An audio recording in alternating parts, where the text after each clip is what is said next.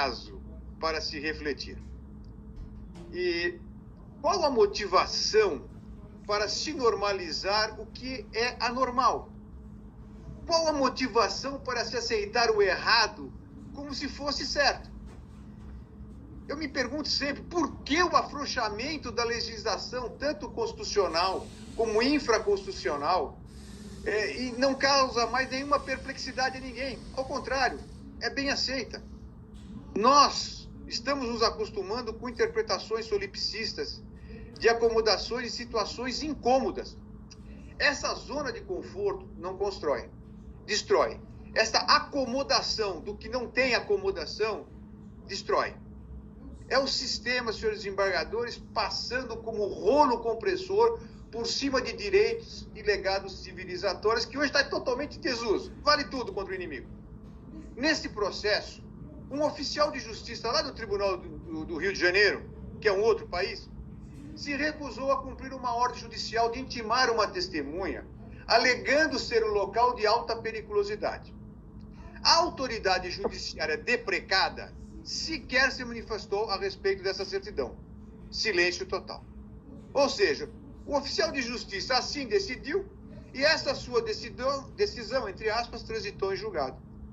A autoridade judiciária de São Paulo, deferindo uma postulação da antiga defesa, que eu não estava no processo ainda, determinou o cumprimento, sim, da intimação dessa testemunha, arrolada tempestivamente em resposta à acusação, inclusive determinando que fosse solicitado auxílio de força de segurança.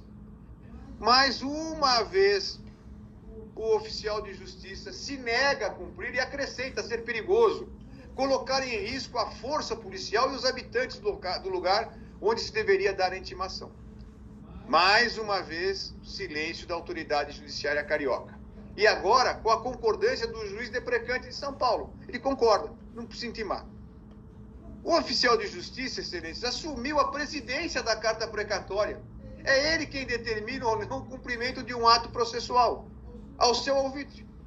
Se o processo penal não pode ser encarado em tom fenomênico, também não pode se distanciar nem se submeter, deixar de se submeter às garantias processuais de cunho constitucional e às suas dificuldades.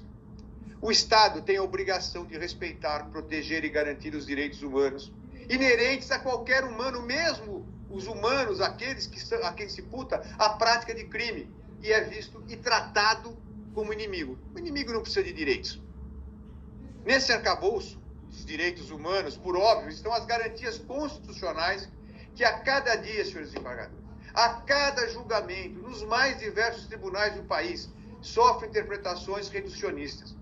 Se minimaliza a essência da própria existência dessas garantias constitucionais. Infelizmente, o Supremo Tribunal Federal, em recentes decisões, normalizando o anormal. Está tudo certo, está tudo errado, mas passa, vai passando. O acusado precisa exercer a ampla defesa, o concreto e efetivo direito ao contraditório, retirando da letra morta da Constituição Federal, para também dar validade constitucional processual ao devido processo legal. Ele tem direito a ouvir as suas testemunhas. E o Estado tem a obrigação de intimar essa testemunha. O Rio de Janeiro, como todas as grandes cidades pequenas também, tem seus problemas de segurança, fruto de ineficiência de políticas adotadas, inclusive de aceitação pelos políticos de um tal é melhor o mal menor para não causar o mal maior. Estamos nesse estado de coisa que estamos. Discurso esse de incompetência.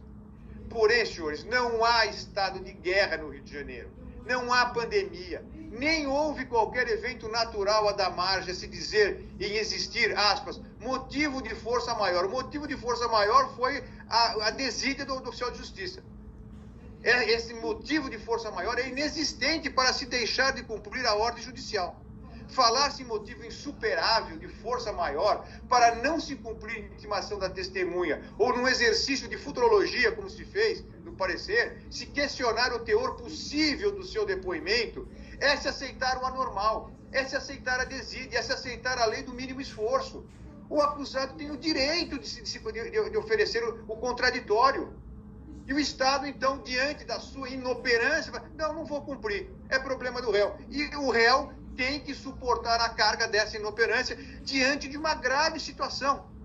E olha, isso é pela experiência, senhores. Caso fosse uma importante testemunha arrolada pela acusação oficial de um réu midiático, os senhores não têm a menor dúvida que a força policial ia lá e intimar essa testemunha, até conduzi-la coercitivamente. Mas a defesa não tem o aparato institucional para dar guarida a esse tipo de situação em que nós, advogados, precisamos requerer, brigar, impetrar ordem de habeas corpus, fazer sustentação oral, fazer memorial, para tentar fazer valer o mínimo, que é o direito de defesa. E mais, tarjar-se o HC de panaceia, como se falou, Instituto Maior de Defesa das Regras Processuais, da Liberdade e do próprio Estado Democrático de Direito, é mais uma vez, senhores, se admitir o inadmissível. Esse processo está fulminado, não só pelo descumprimento de uma ordem judicial por um oficial de justiça, mas muito mais por uma cultura acomodada com a normalização do anormal. Reitero, senhores desembargadores, o deferimento desse habeas corpus, para que seja anulada a instrução criminal a partir do momento do interrogatório do réu, para que se ouça, se intime e se ouça essa testemunha, e depois retome o curso normal. É o pleito da defesa.